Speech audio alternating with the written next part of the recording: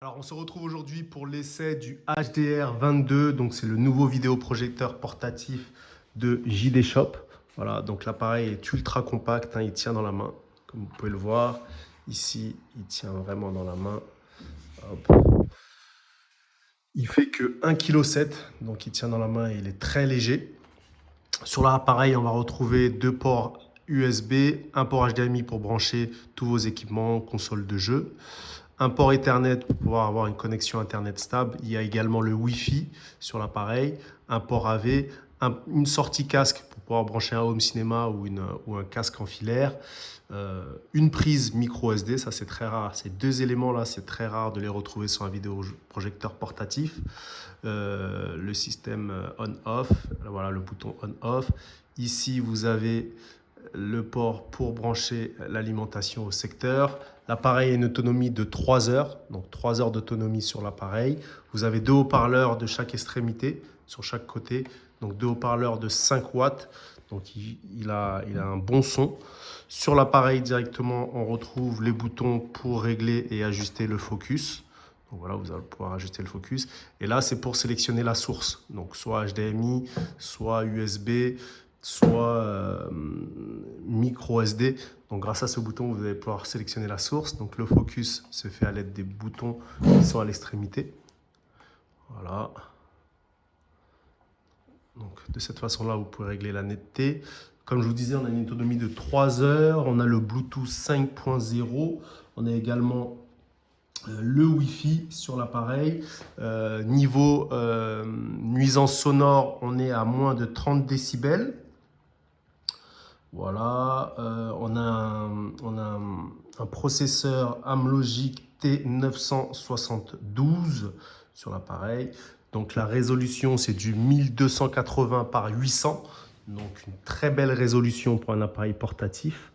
3 heures d'autonomie, je le répète encore une fois. De base, vous le recevez avec cette télécommande qui vous permet également de mettre en 3D. Là, vous allez pouvoir régler le focus, la mettre en sourdine, la retourner en arrière, là, aller sur la page d'accueil, là, accéder plus rapidement aux différents paramètres, là, pour régler le volume et là, pour les réglages généraux. Voilà. Nous le fournissons comme d'habitude avec notre clavier tactile. Donc voilà, le clavier tactile ici et son dongle. Donc il faut brancher le dongle sur l'appareil sur un port USB. Voilà, et grâce à ça, vous allez pouvoir naviguer beaucoup plus facilement et faire des recherches beaucoup plus faciles sur l'appareil. Donc, une fois que vous avez connecté, voilà, hop, une fois que vous êtes sur l'appareil, voilà, que vous avez mis la télécommande en marche, le clavier tactile en marche. Donc, de base, sur l'appareil, on a le Wi-Fi, le Bluetooth, je me répète encore une fois. Donc, pour connecter le Wi-Fi et le Bluetooth, c'est très simple, hein. On va dans Wi-Fi, on recherche son réseau et on se connecte dessus, comme sur un téléphone portable, rien de bien nouveau. Vous pourrez également vous servir de l'appareil pour donner un accès à d'autres appareils sur le réseau.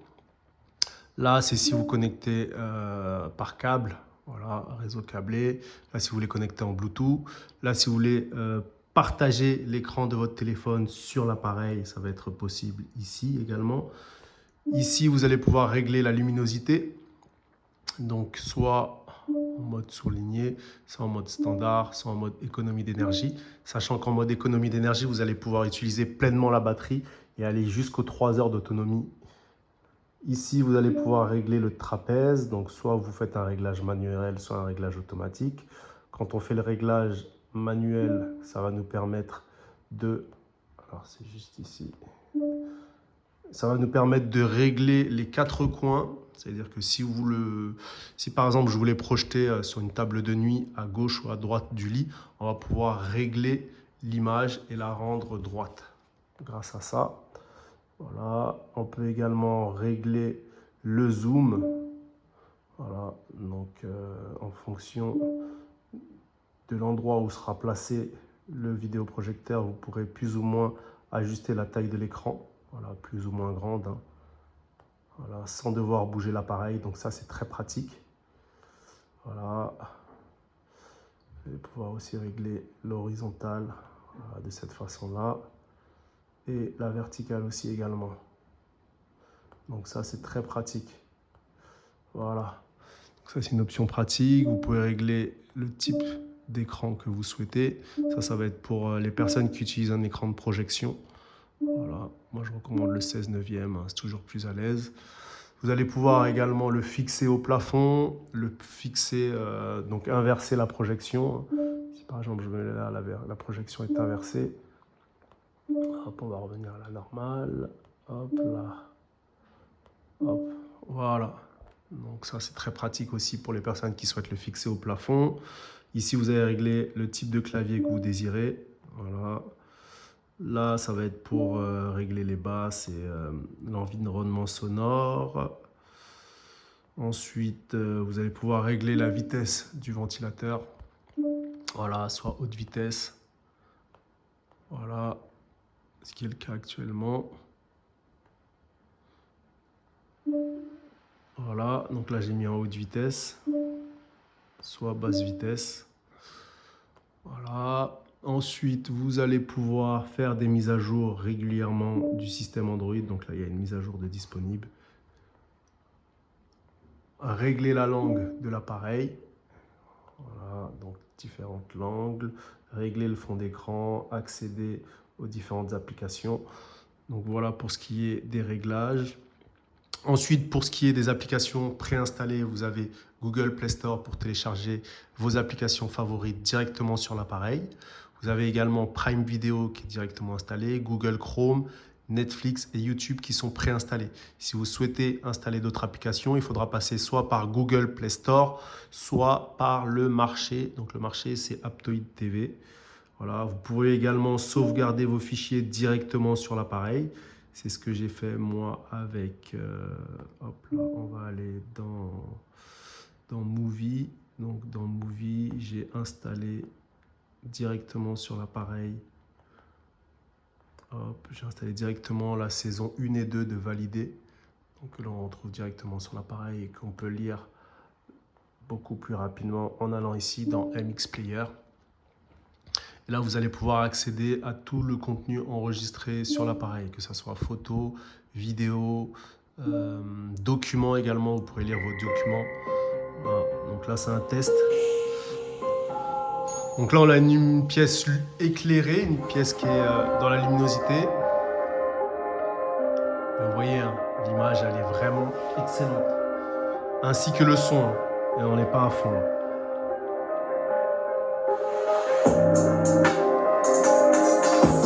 Superbe son. Et la luminosité est vraiment magnifique. Je vais aller couper la lumière.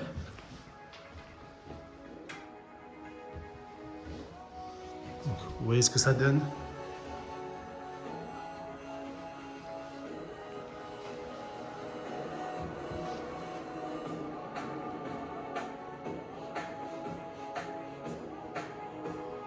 Donc, superbe appareil. Grâce au clavier rétroéclairé, vous allez pouvoir faire des recherches beaucoup plus rapidement. Voilà.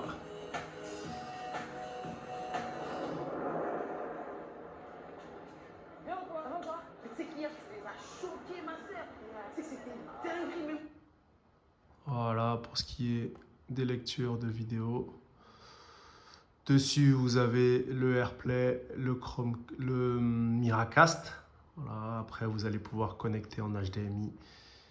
Donc voilà ce que l'on retrouve sur l'appareil. C'est un appareil qui est vendu sur notre site internet. Vous avez le lien dans la description de la vidéo.